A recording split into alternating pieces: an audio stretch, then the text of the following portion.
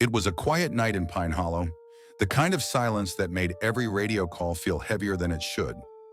Dispatch came through around 2:43 a.m. Possible wildfire spotted near mile marker 19, thick smoke seen from the highway. Officers Daniels and Moore were the only unit close enough to respond. They drove out past the tree line, their headlights slicing through the dense fog that seemed to hang unnaturally low. But when they arrived, there was no fire, no smoke, just the smell of damp earth and the faint hum of crickets. "Maybe a false alarm," Moore muttered, stepping out of the cruiser. Daniels followed, his flashlight flicking over the trees. Something didn't feel right. The woods were too quiet. Even the crickets stopped. Then deep between the trees, a shadow moved. It wasn't small. Whatever it was stood far taller than any man, its outline faint against the moonlight, broad shoulders hunched and still. "Daniels, you see that?" Moore whispered. Daniels didn't answer. Moore turned, and his partner was gone.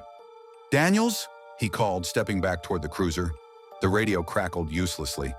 Then a scream tore through the forest, raw, human, and full of terror. "Daniels."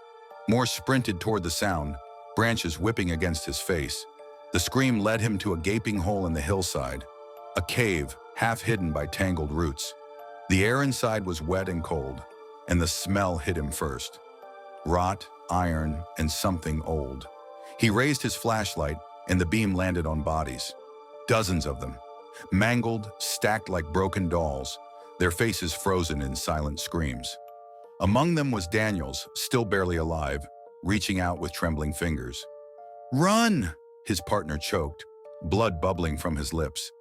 A low, guttural noise echoed from the dark behind Moore. He froze. Slowly he turned.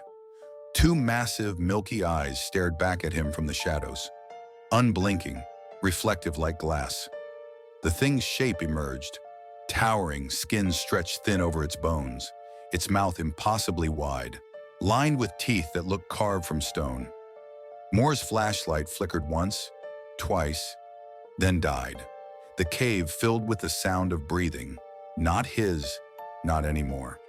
And when the next patrol found their cruiser the next morning, the forest was silent again. No fire, no bodies, only deep, clawed tracks leading into the trees and a bloody badge.